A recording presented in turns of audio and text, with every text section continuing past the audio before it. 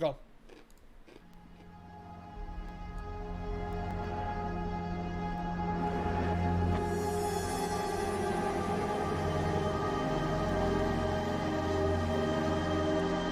Chat, I cannot tell you how... I'm gonna not pause a lot, but I cannot tell you how annoying copyright shit is. I mean, we deal with it every single week with the fucking reactions for Gino.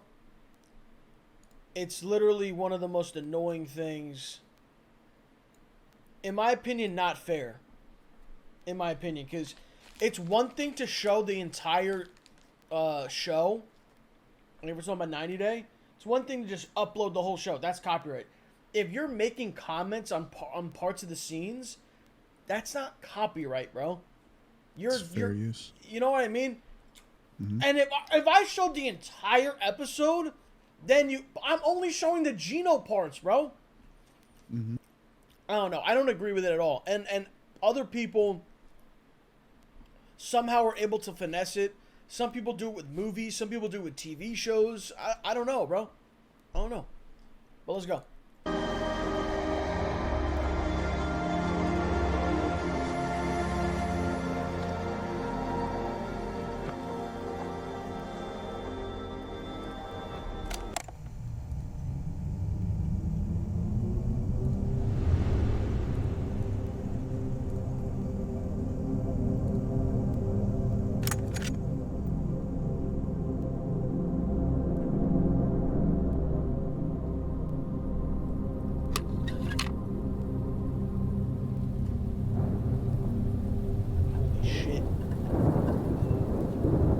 The darkest.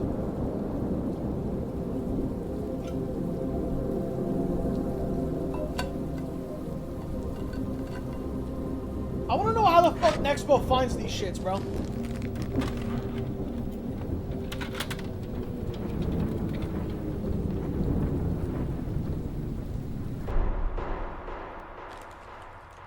Okay, but Bauer, if you saw my tweet, I reset, I deleted the game, reinstalled 3 times, I factory reset my PS5, I tried it on another PS5, so I don't know what the error is, bro.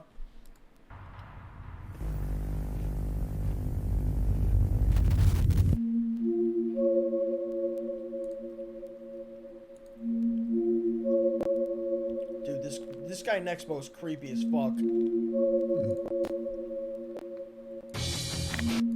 Wait, what bet size am I doing? $10? There's something about lost media that's so incredibly 25? Unsettling. Yeah, I would say the idea of a piece of recorded history being effectively lost to time, cementing even the most mundane footage. Betting the double, if you're doing double chance, it might be like $12.50. Okay. TV shows and even video games into the realm of mystery. It seems that each and every day, new relics of decades past are being remembered, spreading like wildfire to all the others who also vaguely remember it too. A year ago, I brought you through 5 of the darkest pieces of lost media that I could find. However, it was but a drop in the ocean of what's actually out there. There are hundreds, thousands of disturbing pieces of forgotten media, all with their own stories, their own significance, and their own intricate details that cement them as some of the darkest in existence. Tonight, you and I are diving back in. This is the darkest lost. Okay, Nexpo. All right, buddy.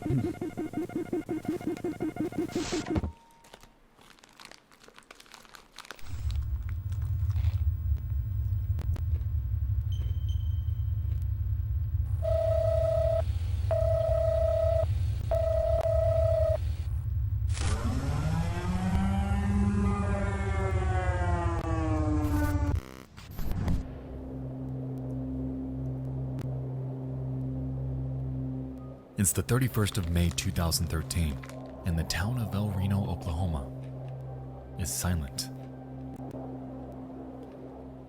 It's a Friday like any other, except for a small problem.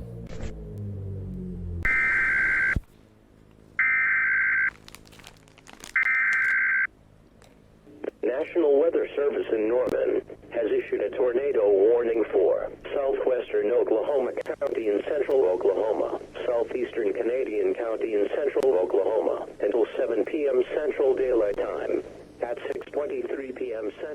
delay time. National Weather Service. As the early evening approaches, alerts ring in about a potential multiple vortex tornado that may touch down in the area. It's something meteorologists haven't seen before. It's unprecedented. It's different. At 6:03 p.m., an EF3 monster touches down around 8 miles southeast of El Reno, Oklahoma. Rapidly, it swells in size, becoming more violent by the minute. It mostly remains over open fields, a good thing for the neighboring towns and cities. However, for those with a passion for chasing supercells like this, the outcome was far more disastrous.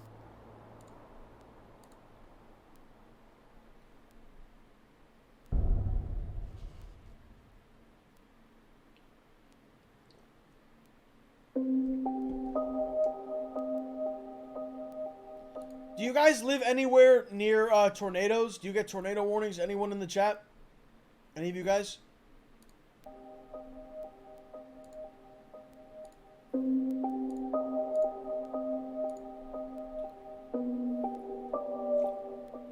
In the Jersey actually did have mid-2000s, one. a team of storm chasers going by the alias Twist-X was formed under the Discovery Channel, headed by a man named Tim Samaras. It involved a group of 10 scientists with the goal of chasing and documenting the dynamics of various superstorms, utilizing numerous vehicles outfitted with weather probes. If you're a fan of the show Storm Chasers, then you've likely seen them in action, as they were heavily involved in seasons 3 through 5 around the turn of the decade. On the night of the El Reno tornado, Tim Samaras, along with 2 other members, a videographer named Paul Samaras and a meteorologist named Carl Young, were dispatched in one of the crew's Chevrolet Cobalts with the goal of deploying a weather drone in hopes of capturing atmospheric and seismic data. Ironically, being considered one of the safest storm chasers in the industry, Samaras was up for the task. And so, he and his crew decided to pursue the El Reno tornado, unaware of just how volatile it would soon become. I'm gonna keep going. Why would you chase a tornado? Multiple vortex.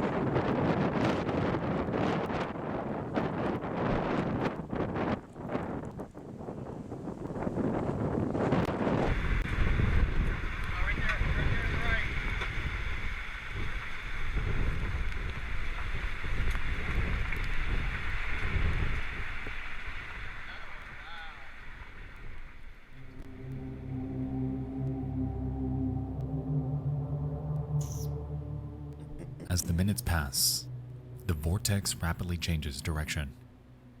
It ramps up speed, and it grows to a size never before seen. At its widest, it attains a diameter of 2.6 miles, cementing it as the single largest tornado by surface area ever recorded. Regardless, the Twist-X team approaches it with their plan of deploying that weather drone before getting out of there as fast as possible. Bro. They begin their drive towards a highway in hopes of heading south towards its direction. However, to their surprise, The fuck you mean Los Tornado, bro? How can you even troll in a moment like this? tornado rapidly and unexpectedly turns straight towards them. In the following minutes, they do everything they can to turn around, to get away from this beast of nature. However, before they know it, the storm overtakes them, leaving the 3 men helpless inside. No.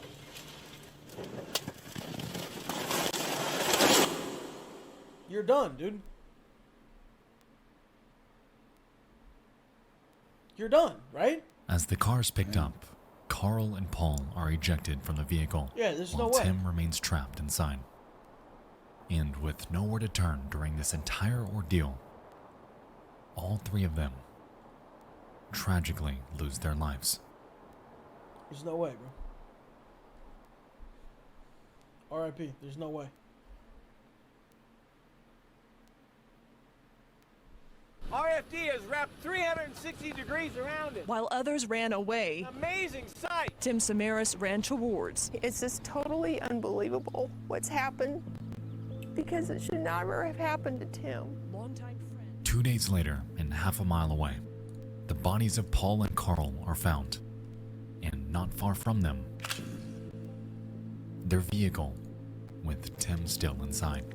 What?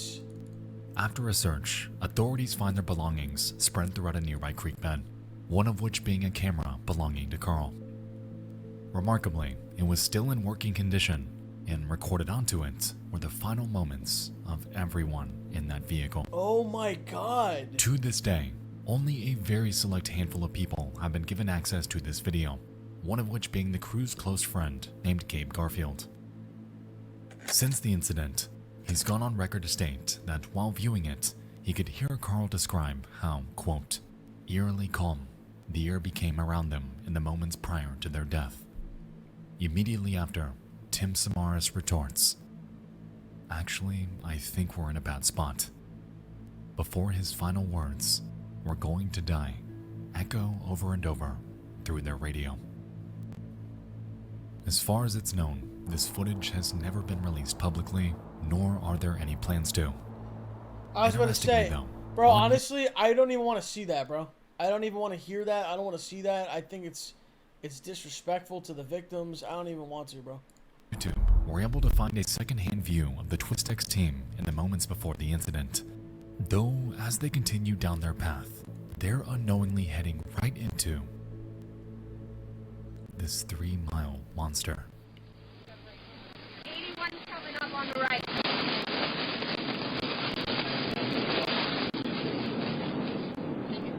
Take a right.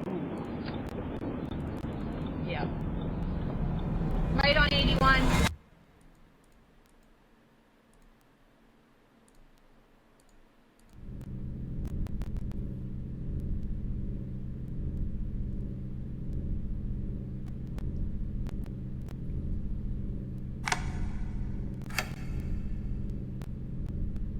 Fix the vid. Bro, you gotta be slow as fuck.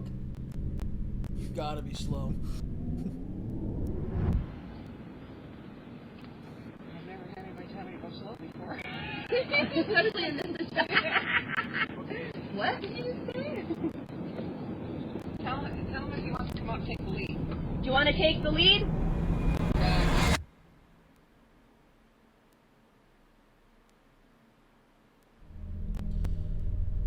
You don't fuck with Mother Nature, Chad. You hear them all giggling in the car and stuff?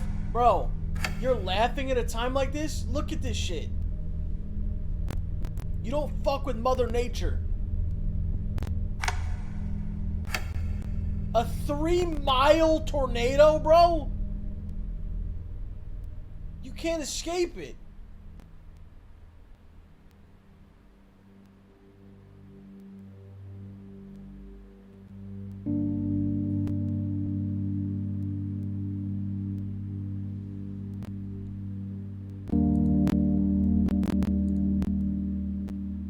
To this day, this snippet is some of the last remaining public footage of their team, and carries a haunting legacy of just how dangerous the profession of storm chasing can really be. The demise of the TwistX team was caused by a phenomenon entirely unexpected. What began as just another day chasing just another storm had devolved into one of the most nightmarish scenarios one could ever find themselves in. And whether or not this footage ever sees the light of day, it's irrefutably tragic that multiple families were broken apart that night by this unstoppable behemoth of nature.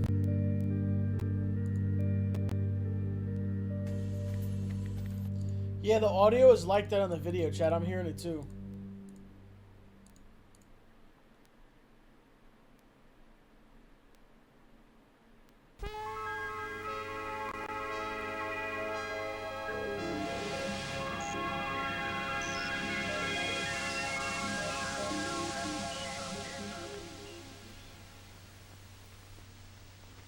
Don't tell me Hello it's an everyone, ad. quick No. thing.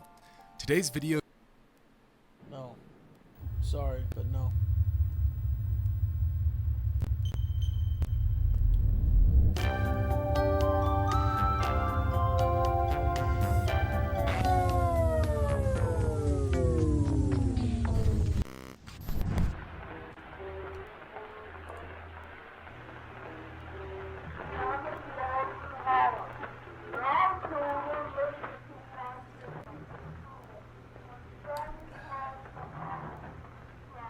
Bro, this kind of shit is so creepy, bro.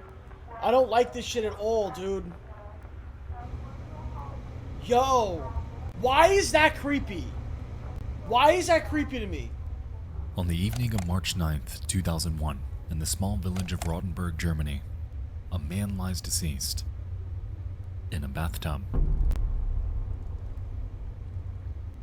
He's been here for 3 hours and is lying in a pool of his own blood. What? His reproductive organs are gone. His throat is wide open. And needless to say, this scene is absolutely Yo. What the fuck? Yo, Yo. Chrome, fuck off, bro. Dude, What's good, boys? no, fuck off. That's so No time for this weird. shit. Oh, revolting. my bad.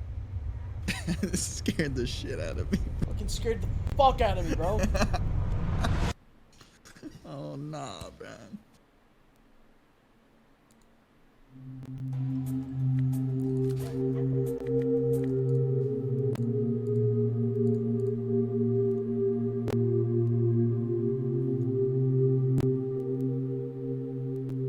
See, Chet? You wanna go fuck around the dark web? Go fuck around the dark web then, bro. Go fuck around the dark web. Look what happens, bro. Dude, matter of fact, my girlfriend was trying to go on the dark web. She was telling me, let's go on. I'm like, fuck no, I'm not going on that shit. Why?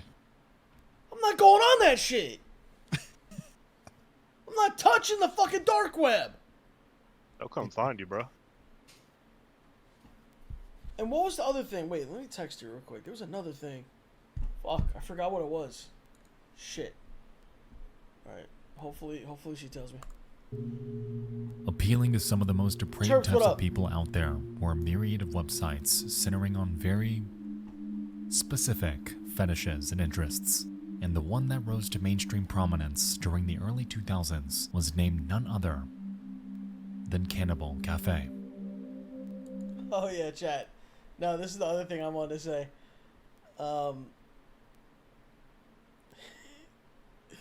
So, like a while ago, when was it? The last time I went to a Laker game, and I brought my girlfriend with me, right?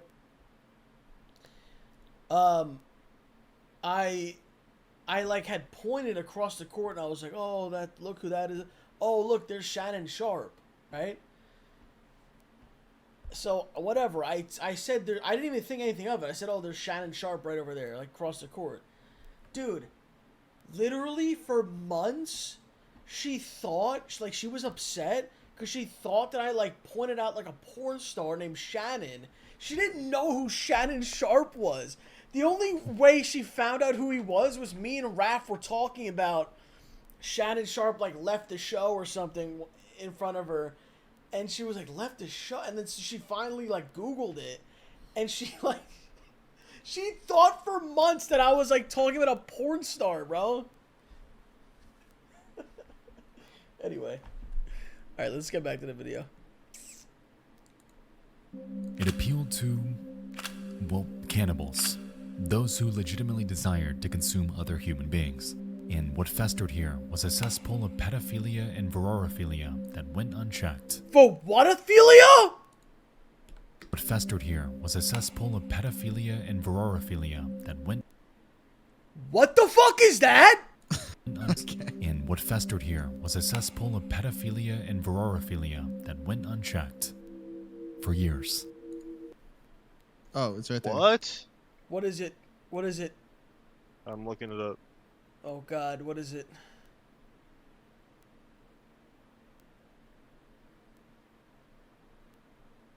The erotic desire to be consumed by or personally consume another person or creature. Of course, the website staunchly claims that everything posted here is all fantasy. But is it really? In early 2001, a man going by nothing more than Frankie makes numerous posts to the Cannibal Cafe. He's searching for what he calls a young slaughter boy and has a peculiar request. What? I'm searching for a young boy between 18 and 25 years old. If you have a normal body, I'll butcher you and eat your flesh. It was a disturbingly simple, to-the-point inquiry, and this post sat here, floating in the vast ocean that is the internet, for days.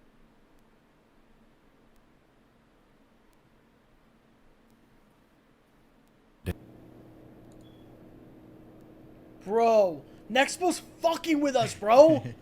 I'm like, wait, what's wrong with my shit? And this post sat here, He's floating weird, in the bruh. vast ocean that is the internet, for days.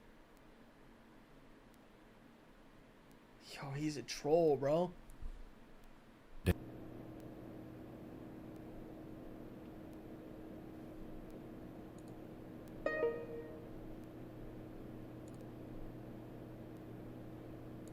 As Frankie's post garnered slivers of attention, willing volunteers trickled in. When it really came down to it, though, all of them ended up backing out. But there was one Nah. that didn't. Fuck.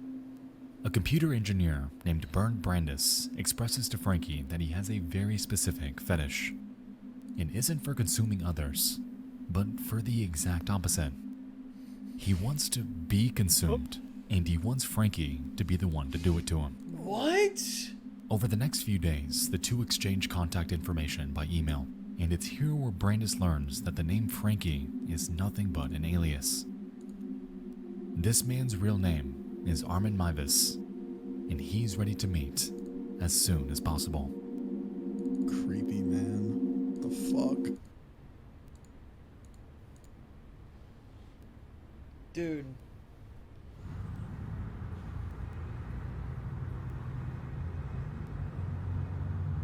Like, why would you want to be It's the night of fucking March eaten? 9th, and Brandis is on his way to Armin's home. Like, that's not a fetish. You just want to die. It's unclear what exactly is on his mind, and if he even knows what's coming. However, after arriving at his residence, Brandis opens with an interesting request.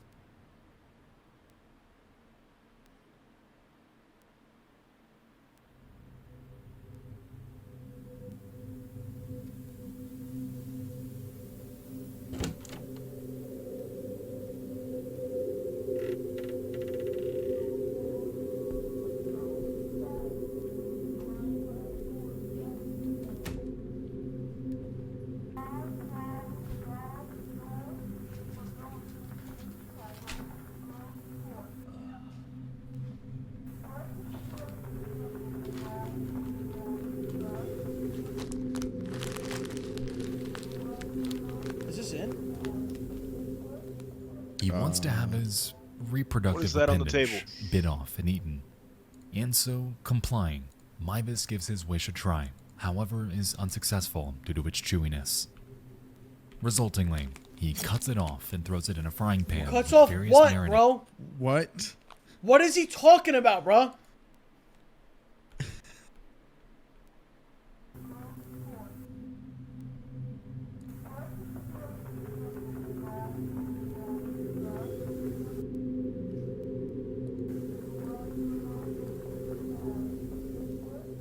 He wants to have his reproductive appendage bit off and eaten. And so, complying, Ain't no Maivis way. gives his wish a try, Ain't no however is unsuccessful due Ain't to no its way. chewiness. Ain't no way. Resultingly, he cuts it off and throws it in a frying pan Ain't no with way, bro. various marinades and seasonings. Ain't no fucking However, way, bro. after all of his effort, ends up burning it to the point where it's entirely inedible. Ain't no fucking way, bro. Ain't no fucking way. Growing weak and losing blood, Maivis escorts him to his bathroom, and over the next few minutes, places him inside the tub, feeds him a cocktail of painkillers and alcohol, slits his throat, and kisses him on the forehead as the life of Bernd Brandis fades before his eyes. 3 hours Brandis sits here as Maivis reads a Star Trek novel to pass the time. And bafflingly, during this entire fiasco, not a single thing was done without anyone's consent.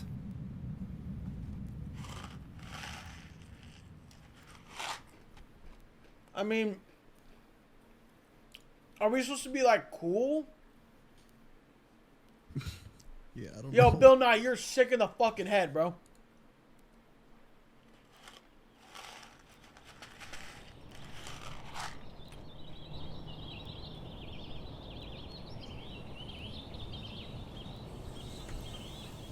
That's basically assisted suicide, but I don't think you're allowed to do that. You're not. No. Yeah, you can't just do that to someone. Oh god, this is like some Dahmer shit. Yeah. Over the next few days, Armin Meiwes dismembers Bernd Brandis, storing his remains in his deep freezer with nothing more than some frozen pizzas and a dead rat. Meanwhile, every single thing he's doing and has done to him is being filmed by a camera he's had on hand the entire time. All of it is documented and all of it immortalized onto one single VHS tape. Over the next 10 months, Armin consumes over 44 pounds of Bernd Brandis' flesh, taking out and cooking his body parts whenever he desired them. With this, he takes to the Cannibal Cafe to boast in explicit detail about his actions. However, it's here where Armin finally finds himself on the receiving end of trouble.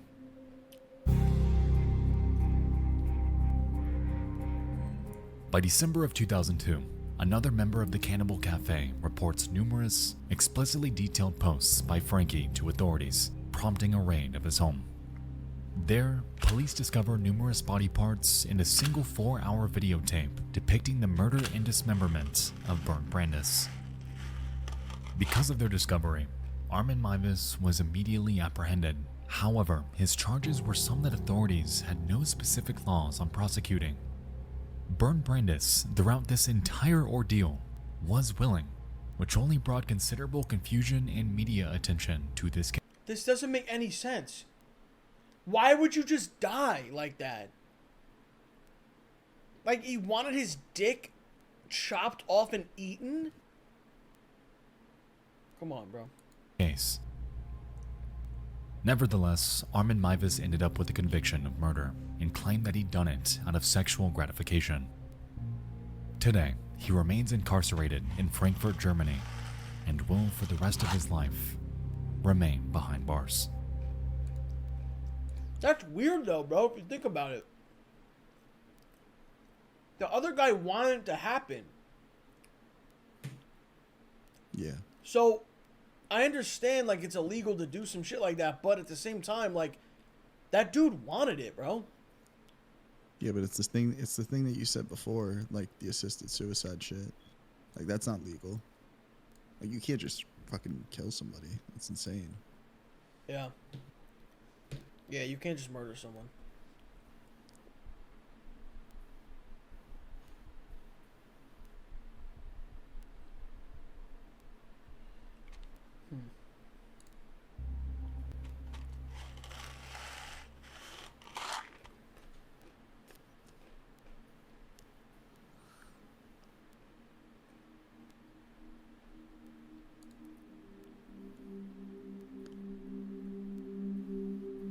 The tape that Armin filmed during his night with Bernd Brandis has never seen the light of day outside the courtroom during his trial. Considered to be too gruesome to show to the general public, the world is left to speculate on its contents, filling in the blanks from the official story given during his testimony. To be honest, I don't quite know how to feel about this entire dilemma, as Bernd Brandis wanted all of this. He wasn't murdered against his will, but he was still murdered. Nevertheless, Armin Meiwes is a depraved man, a man who created a situation that never should have happened.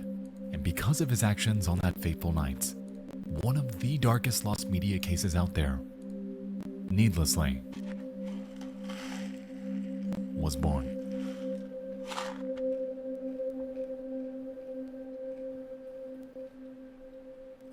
It's really weird because the guy, he did kill him, but he wanted to die.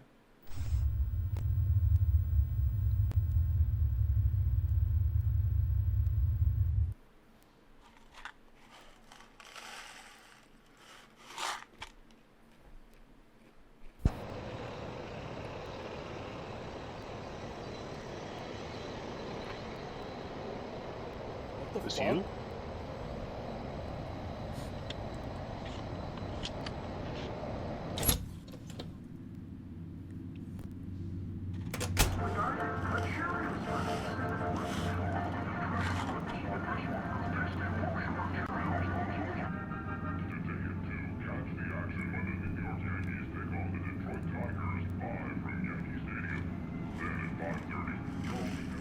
It's late at night, and 18-year-old Kathleen Allen and her boyfriend Michael Carroll are spending time in a motel room in which they're living. On this day, nothing is awry, and to some could even be considered painstakingly ordinary. At 10 p.m., Michael vaguely claims that he has to go do something and leaves after assuring her that he'd return in the morning. And so, Kathleen goes to bed, and her night comes to an end. Wait, what? What does he mean by Dude, that? is Nexpo like getting all this B-roll? Like, is he filming shit in like creepy ways? Because none of these things were ever released, right? Nah. Probably just has like stock footage or some shit.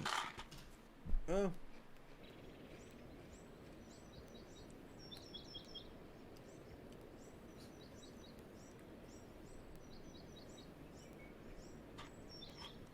It's morning, and Michael Carroll is nowhere to be found. Regardless, Kathleen doesn't think too much of it and goes about her life and work as usual. 3 days later, while at work, however, she receives a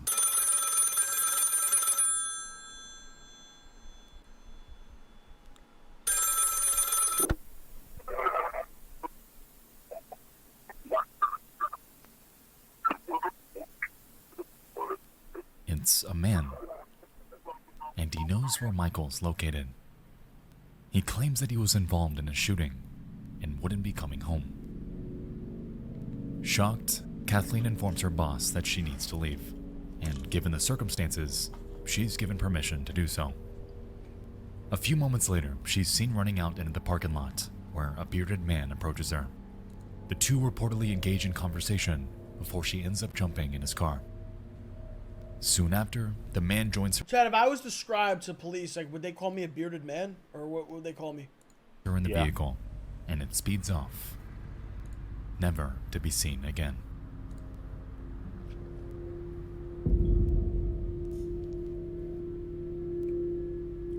This is Nice, the last Chad. time that Kathleen Allen was ever seen in public alive.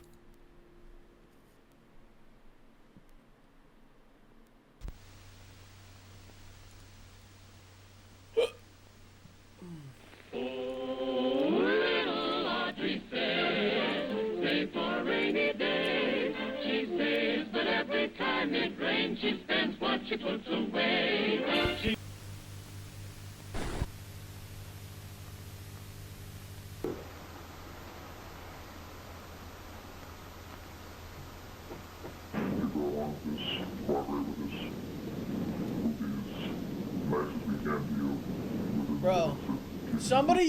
Somebody find a funny video or something that we're gonna watch after this shit, bro. We gotta change the vibes after this immediately. I'm scared as fuck.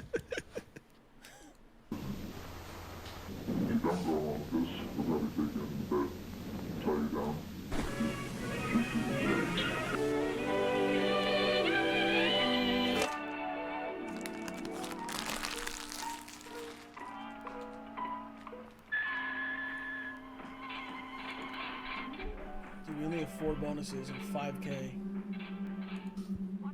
On October 29th, Try to get 1945, some a easy man ones. named Leonard Rob Lake Vegas, was born in something San like that. Francisco, California. Yeah. Being regarded a bright kid, his early years were relatively unsuspecting. When he turned 6 years old, however, his parents had separated, to which Lake and his siblings would move in with their grandmother. Bizarrely, Lake began to exhibit disturbing habits. On numerous occasions, he was caught photographing his sisters nude. Okay, He'd collect bro. mice and dissolve them in fuck? chemicals, and he'd extort his siblings into performing sexual acts, all of which was condoned by his grandmother, with not a single shred of effort to put a stop to it. Needless to say, Lake hailed from a broken home, something that only catalyzed his morbid fascinations. However, because they were left unchecked, and often encouraged, Leonard Lake's life would only spiral further and further as time began to overtake him. Wait, what did he do? From mice, on numerous occasions, he was caught photographing his sister's nude. He'd collect mice and dissolve them in chemicals, and he'd extort his siblings into performing sexual acts, halfway? all of which was condoned by his grandmother, with not a single shred of effort to put a stop to it. Condoned? Needless to say, Yeah, Lake the grandma hailed now from for a that broken too. home, That's her something fault. that only catalyzed his morbid fascinations. However, because they were left unchecked, and often encouraged, Leonard Lake's life would only spiral further and further as time began to overtake him.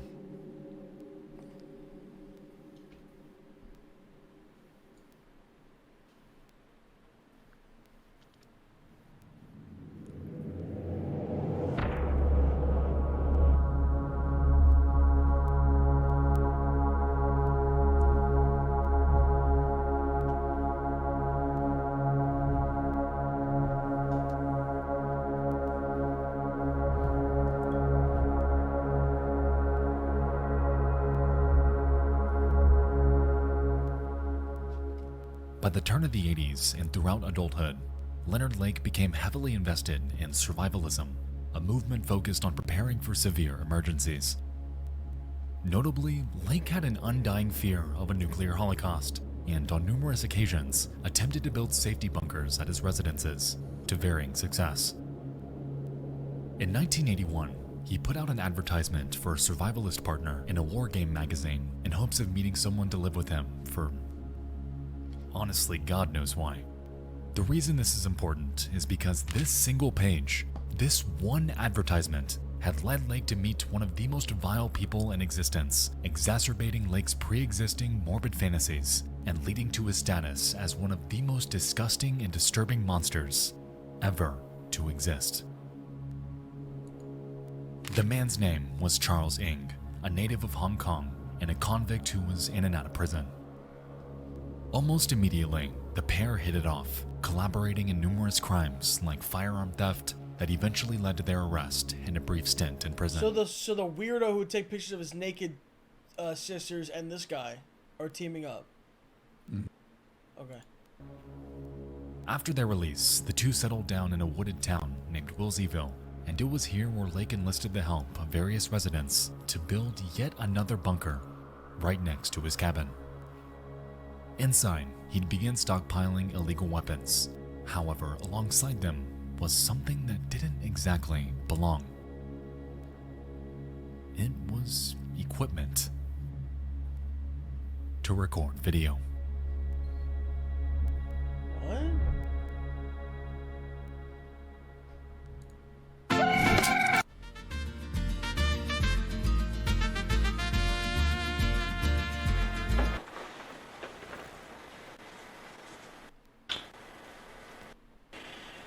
Good evening. It's a Sunday in October 22nd, 23rd, something like that. Very close to my 38th birthday.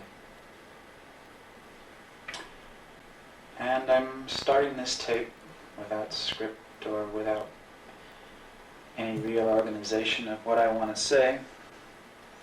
This tape, what you're hearing now, is going to be the lead-in of the various phases of construction of a building, which hopefully will be the first of a series of underground buildings. The main emphasis of the building, the whole justification for its expense and its effort, will be a hidden portion of it, a secret room, if we can call it that, that will house a cell. A jail cell, if you will.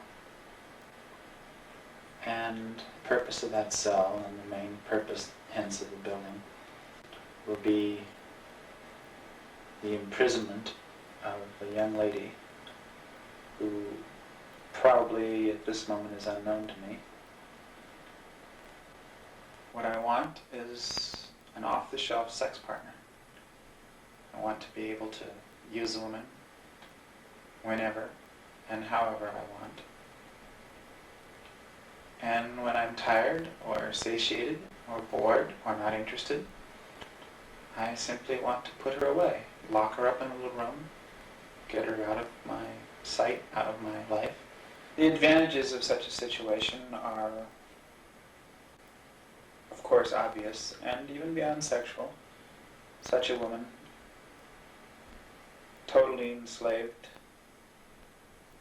would be useful for the mundane chores that I have to do, but I'm not particularly interested in doing. Clean house, washing dishes, etc. Yeah, it's just Slave, there's no way around it. Primarily a sexual slave, but nonetheless a physical slave as well. For Monday, February 15th. Hi, I'm Kyle Kraska. It's being called the creepiest crime scene in America. A remote cabin where cops say some of the most gruesome serial killings in California history took place. Well, now Ed Miller's giving you an exclusive and very disturbing look inside this house of horrors. First, they were kidnapped, then robbed, raped, and killed. 12 innocent victims. Wait, is this gonna hit? 7 men, 2 neighbors. Oh my God. The real reason for his bunker wasn't solely for survivalism. That was merely a piece of it. You see, Lake and Ing had this morbid obsession with capturing. Lake claimed that he needed them to serve him after the impending nuclear holocaust, and frequently went on record to demean the existence of women entirely. And so, for years, Lake and Ing would capture, torture, inside this bunker, all the while documenting it on his myriad of VHS cameras installed inside each room. Tell me this is The fake. woman we saw at the beginning of this segment wasn't just someone random, because it was Kathleen Allen. The woman who left her job because of the news of her boyfriend's death. The woman who entered the car of a stranger and was never seen again. The woman who fell right into the grasp of Leonard Lake. While the pair's main target were women, they wouldn't hold back on abducting their relatives. Often, the pair would coerce men into coming out to their bunker in hopes of work, before they'd rob them, strangle them, and steal their identities. Thereafter, they'd manipulate their families into coming to their property, much like they did with Kathleen, to which they'd lock them up in Lake's dungeon and leave them with an ultimatum. They can either serve Lake and Ing unapologetically, obeying their every command without hesitance, or they could be killed. What? No matter which option they chose, though, the outcome was all the same. Their lives would be brutally torn from them, with not a single soul around to help. How did this get discovered?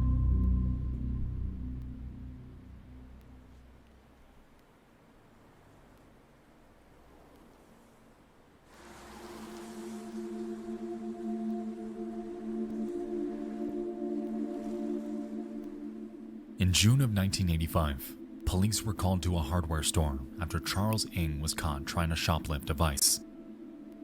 After catching wind of the situation, Lake rushed there himself in hopes of paying for it. However, when police asked for an ID, he handed over one that looked nothing like him. It was the license for Robin Stapley, a man who turned up missing just a few weeks prior. Dumbass. Following this, both Ing and Lake were arrested. However, just 4 days later, and while in custody, Leonard Lake would swallow cyanide pills, effectively ending his own life. Upon searching Lake's property, authorities discovered multiple vehicles belonging to their numerous victims, along with a makeshift burial site near their compound. Inside of it, they unearthed 40 pounds of crushed human bone fragments coming from what they believed to be the remains of at least 11 bodies. Inside the bunker, they find a treasure map leading to 2 buckets containing various IDs and personal belongings, and a myriad of VHS tapes depicting the torture and murder of their victims. To say that their discovery was grim is a criminal understatement, as the breadth of their crimes simply cannot be summarized in writing. The scene? Surreal. And the content on those VHS tapes? Indescribably So worse. fucking disturbing. Today, Charles Ng is still alive, serving his life sentence in the San Quentin State Prison. Given his court verdict, being 12 counts of first-degree murder, it's undeniable that this man will never again see the light of day. The crimes that he and Leonard Lake committed are some of the worst in history, and the fact that they videotaped it adds that extra layer of repulsion. To this day, the tapes filmed by Charles Ng and Leonard Lake are sealed away, with no plans to ever be released. However, considering the content presumed to be on them, There's people who's it's safe to watched say those. that some things are better off lost. Imagine you're the cops that gotta watch that shit. Indefinitely.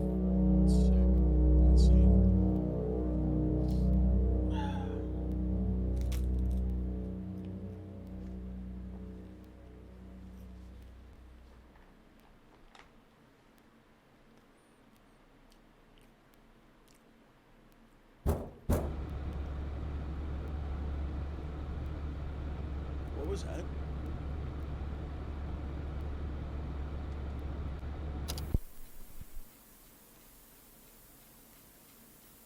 Around 1995, I was about 15.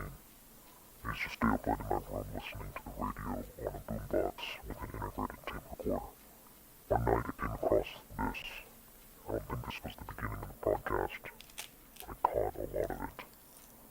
Right at the end, an announcer says that the station I was tuned to was WKCR 89.9 New York. There were a bunch of names and dates in there. I've never run into anything else like this.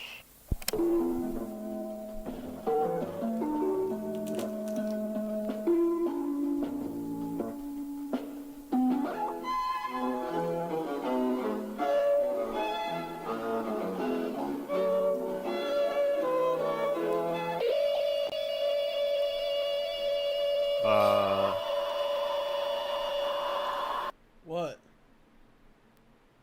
The fuck was that?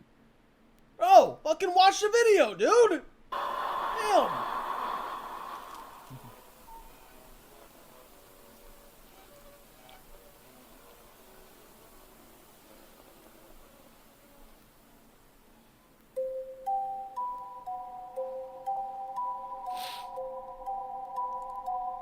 Ironic you DJ.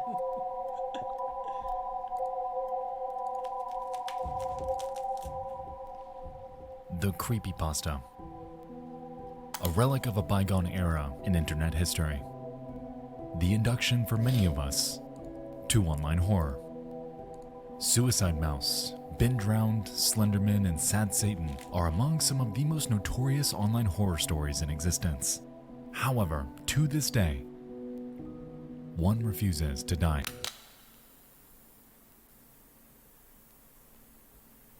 It's called Jeff the Killer, and by this point, he needs no introduction.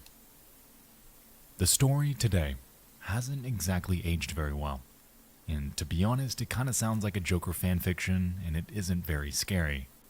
But that's okay, because it wasn't exactly written for our time.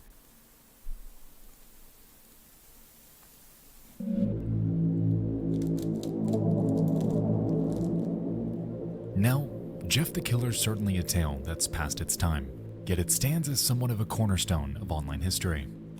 Contrary to all the effort put into the story, however, it's safe to say that the uncanniness of the image accompanying it was the major catalyst for its popularity online. All across the early 2010s, the image was shared like wildfire, though what most were unaware of was that it had coincidentally found itself caught in a web of both controversy and enduring mystery. And it was all based around one simple question.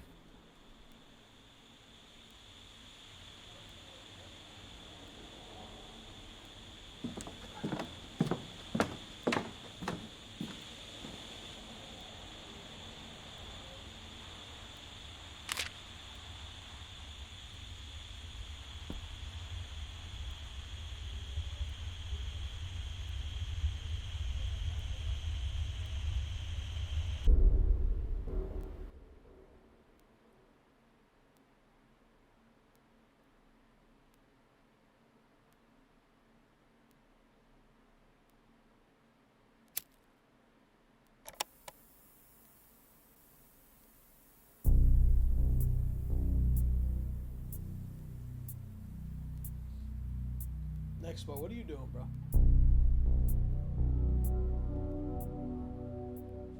The story as we know it was written by an author on the creepypasta wiki named GameFuel2000, in which its earliest known date of publication is November 21st of 2011. Curiously though, an online user going by the persona Sessoir had come forth shortly after its online explosion, claiming that, in reality, they are Jeff's creator. It's a bold claim, yet this should be relatively easy to prove. On October 3rd, 2008, a video was shared to a YouTube channel called Killer Jeff, an alias that Sessoir claims ownership of.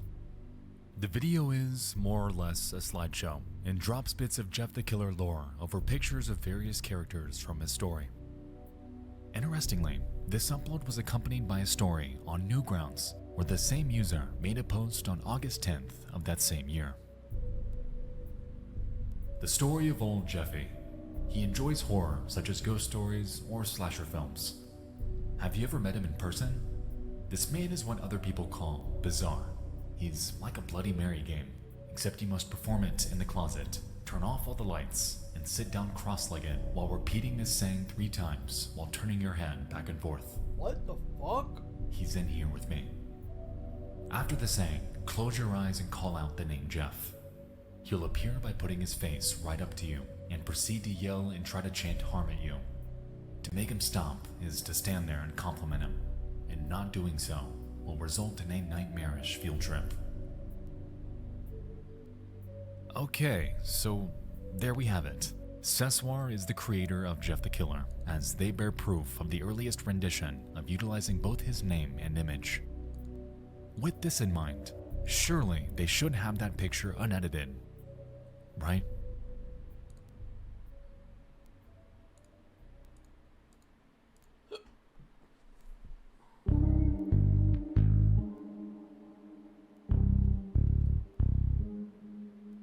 In December of 2015, fellow creator Scare Theater got in contact with Sessoir. He asked them a plethora of questions, like, what inspired you? Why do you call him Jeff? And did you ever expect him to become so well known? All granting thought-provoking insight into the creator of this online behemoth. Interestingly though, in one of them, Scare Theater presses Sessoir about the origins of the Jeff image, to which they respond, stating, the picture was made using a white latex mask and some big plastic eyes, with red rubber substance that simulated blinking. There was also a black ring around the eyes that were on, covering the exposed red eyelid. What? After it was made, 2 or 3 photos were taken and posted, and the rest is history. Well, just like that, mystery solved. Sessoir crafted something that scared millions online, and did it with none other than a latex mask and some fake eyes. So good on them.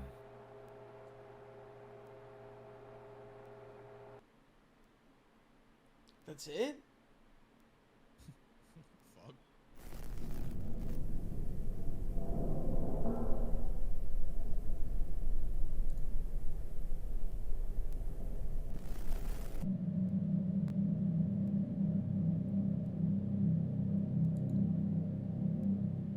Shortly after Sessoir's interview, a video was found on a YouTube channel called Dark Knight.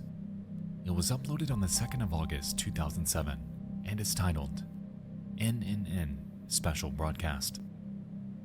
Purportedly, it's based upon a Japanese urban legend surrounding a scrolling list of names at around 3 in the morning, when no one should be watching. The list is said to be accompanied by horrific imagery and bizarre sounds, before, at the very end, it states that these names are tomorrow's sacrifice. What? It's definitely some Local 58 stuff if I've ever seen it, but that notion isn't the reason we're here tonight. You see, at the very end of this video, Dark Knight sneaks in a small surprise, turning everything we thought we knew about Jeff the Killer on its head.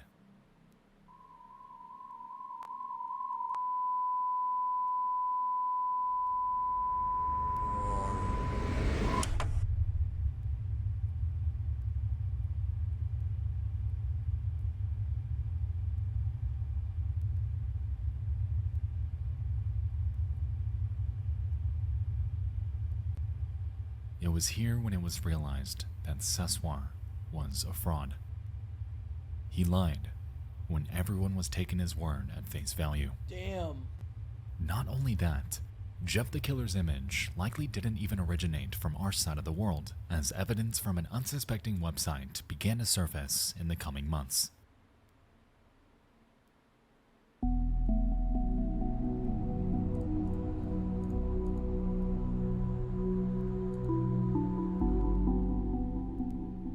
Where did this image come from, and what did the original version even look like?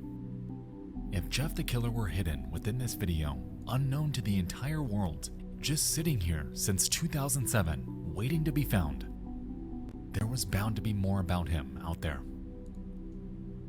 By 2018, investigators made their way to a now defunct Japanese message board named pia.cc. It's your run-of-the-mill website containing blog posts and online discussion. However, way back in 2005, hidden away inside an otherwise innocuous and highly obscure post, again, was him. What? This photo was uploaded on the 15th of November by a user named Omega Bolt. However, to this day, contact with them has been absolutely non-existent. They have seemingly fallen off the face of the earth, effectively becoming just as obscure as Jeff's origin itself.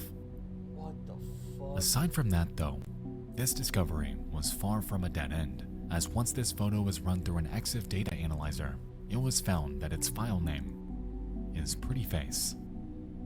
Interesting, considering that just a few weeks later, they found him again. What the fuck? For the very first time, an alternate, less modified version of Jeff the Killer was uncovered, named White Powder 2. It was uploaded by a user named Mr. Mulholland, and in their version, were able to make out minute details that were otherwise shrouded by Photoshop. The mouth is no longer distorted. The facial accents, gone, and the previously foreboding eyes are replaced by an alternative. Contrary to Omega Bolt though, Mr. Mulholland was actually tracked down and contacted via Twitter. There they claimed that they saw the image before it was edited and believed that it, to their memory, came from an online video of an Asian woman inside her home. Purportedly, her face was extremely pale, and lightly edited screen caps of her were passed around Japanese message boards as surprise images in the mid-2000s. They further state that they don't have the original image, believes that it no longer exists on the internet, and speculates that it may come from a TV show named Honto Niata no Ro. So it's not even a guy, it's a woman in another country, and she doesn't even know that this is being, like, there's an entire storyline, there's frauds involved, there's all this shit, and it's just like some lady, like, with a bad,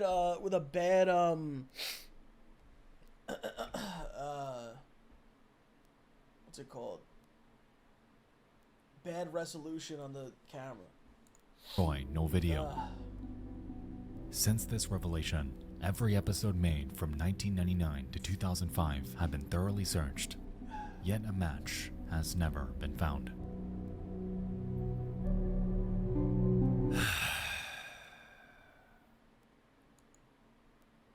But there is one more, to this day, regarded as the oldest sighting of Jeff the Killer.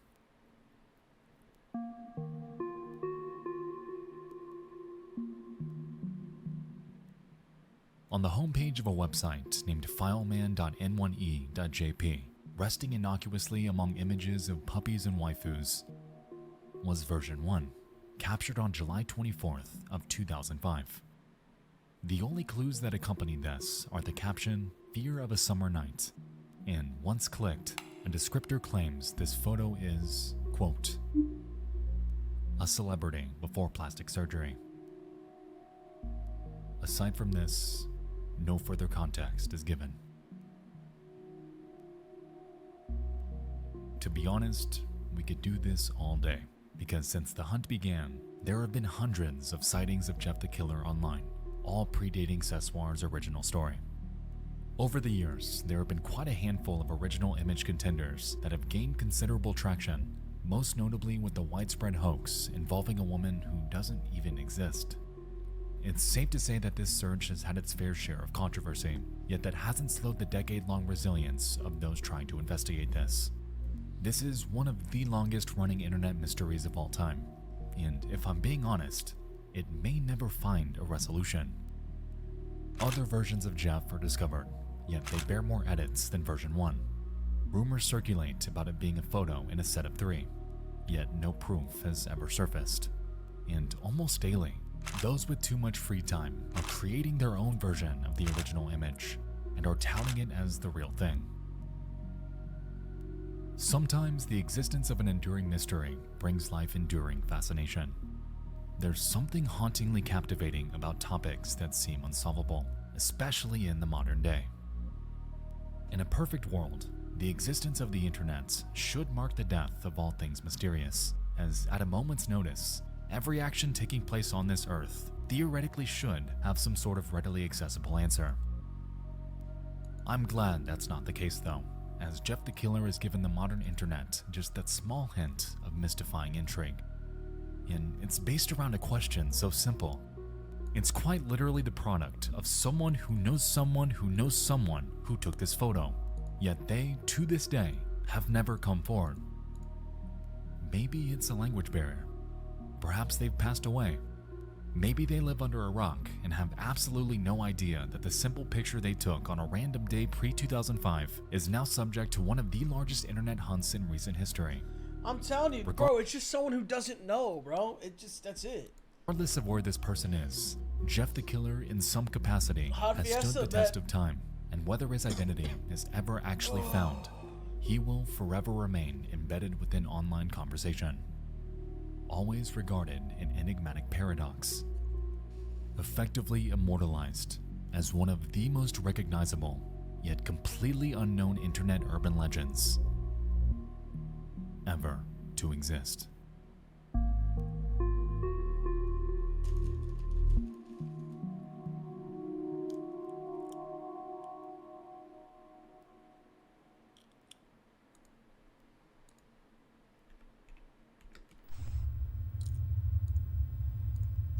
Bro, this is one of the worst starts.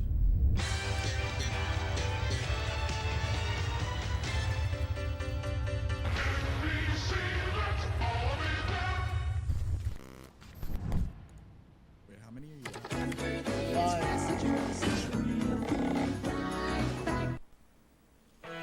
You know Microsoft, why not use your connections? The people who made your PC fast and reliable with Windows now do the same for your internet connections. Alright, we did this last time, and we're gonna do it again here. Before we begin this next segment, I'd like to state that this next entry may be nothing at all. I could be reading way too much into it, but the following topic is something that's personally haunted me for years, even though it's relatively simple conceptually. With that being said, this section does involve heavily disturbing imagery, so if that type of thing bothers you, viewer discretion is strongly advised. Yes, it fucking bothers me. Yes, it does. Let us begin.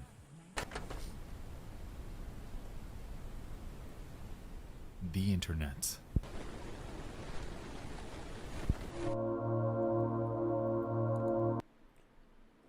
Dude, it's so... A guy just came in here. Like, guys, this is a real human talking to me, bro. Los, you're looking big. LMAO, imagine gambling. How much they paying you? Los, you fell off. Like, this is an actual person who just decided, you know what, bro? I'm going to come in here and just be a piece of shit. Dude, first of all, get banned. Number one.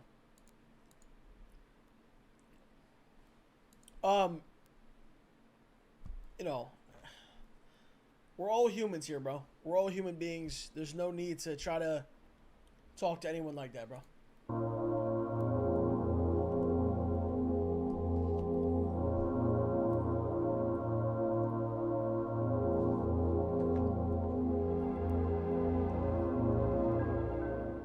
A frontier that found mainstream popularity at the turn of the millennium.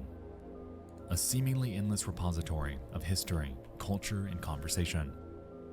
Throughout the years, the rise of the internet has given the world an outlet for expression, a vehicle for humor, and By the way, we're at 5 bonuses, 9K in, bro. This is fucking horrible right now. so a little-known phenomenon known as the meme was born.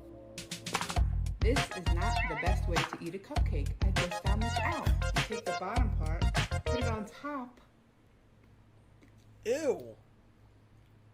You don't get messy. It's so much better. Need her.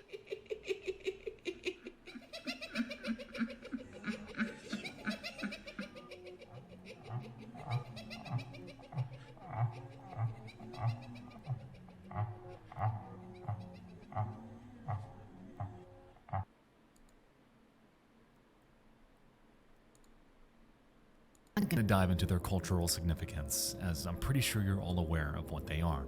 The reason I bring them up tonight, however, is because there's one out there that has stood out to me ever since I first heard about it on Reddit 2.5 years ago. Now, before we continue, I want you to know that I've gone back and forth on covering this topic for years now. I've scripted this out, then scrapped it, then threw it in an iceberg I wrote, then trashed it. I don't quite know where or how this fits on my channel, if you catch my drift. But it is creepy.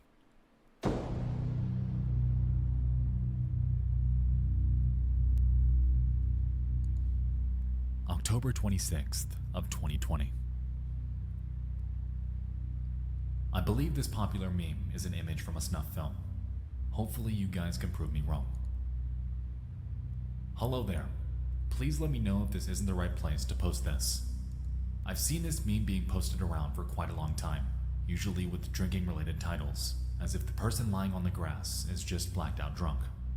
Now, I'll never forget a video I saw on the deep web about 8 years ago that showed 2 Russian guys messing around with the body of a woman, inserting a kitchen knife on her face, and other terribly atrocious things, all while talking and laughing. Whenever I see this meme, I think of this video, and after taking a good look at the picture, I believe it can actually be a frame from it. The video takes place in a very similar setting, the concrete well and the grass surrounding it. However, it could very well be that I'm misremembering it.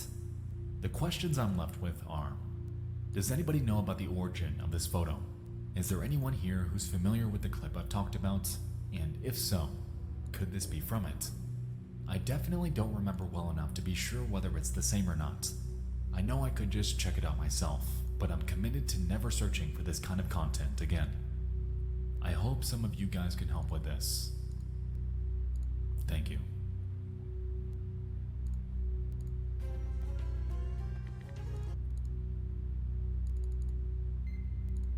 Shout out to the days when you said you were at a sleepover, but you were actually dying in a field from alcohol poisoning. Wait, what? This is the image.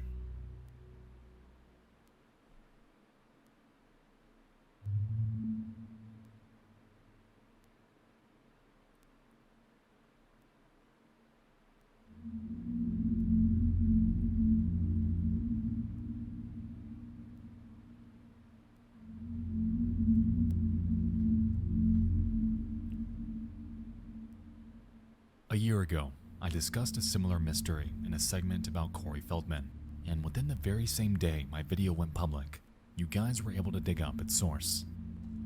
Because of this, I've decided to quit sitting on this one, because this one photo has legitimately bothered me from the first moment I saw it. As we can see, we have what appears to be a person with white hair lying face down in a field of tall grass. They're draped in a large long-sleeve shirt, dark blue jeans, and boots. Their body lies in a fashion that appears limp, and this entire image is engulfed in VHS degradation, implying that it came from some sort of old video. To their left appears to be a concrete pad, and on top of it seems to be some sort of metallic object. Aside from this, there are no further identifying features in this photo. No age range, no location, no reference for height, not even confirmation that this person is alive. At all. Reverse searching this meme brings up a whole lot of nothing, besides the fact that the earliest archived version of it came from a Blogspot post in 2016. It also seemed to be copied from another source, as compression artifacts were present, even on this image from nearly a decade ago. Reverse searching the photo itself gives us more of the same. However, upon pivoting to Yandex, I did discover an interesting trend.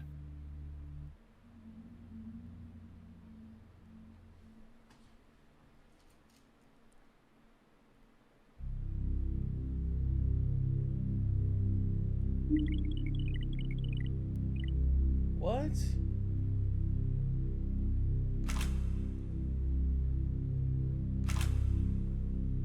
What? Curiously, there's a myriad of images of people lying in a field, appearing limp, much like the photo we're investigating, though they're all labeled with captions that appear mostly innocent. Russian youth having fun. This guy's tired of the sun. Hero risks his life to save a dog, what have you. But where things really get funky is when we look at this one, in which we can see a body lying in a very similar manner as ours.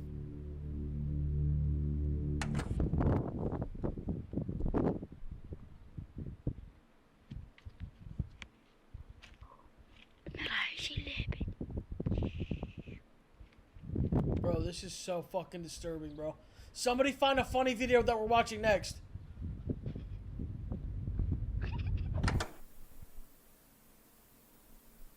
There's no further context to this video aside from its title, which translates to Dying Swan, and there are no other relevant videos on their channel. Now, the reason I bring this up is because, out of context, this image looks just as haunting as ours. However, it appears to be nothing more than a screen grab from an old, obscure prank. I'm not saying that this image is something just as lighthearted. However, the possibility's there. So where is this image from? And what's its context? How did this end up in a meme throughout the mid-2010s? And who created it? These are the questions that have bothered me for nearly 3 years now. And this is where I need your help to figure this out. Who is the woman in the field?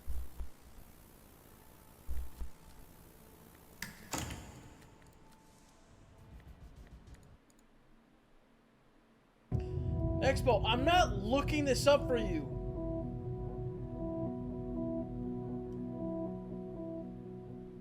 Tonight, you and I dove into 5 more of the darkest pieces of lost media I could find. As we can see, there's no shortage of obscure, disturbing content like this, and I hope you all enjoyed this trip down the dark side of the internet as much as I enjoyed making it. If you have any suggestions for future entries for this series, feel free to submit them at dtfaisubmissions@gmail.com. Thank you guys so much for watching. I'll see you in the next one. I love you all. And good night. Nah, big bro. Nah, big bro. No. We're good. We're good on that. We're good on that.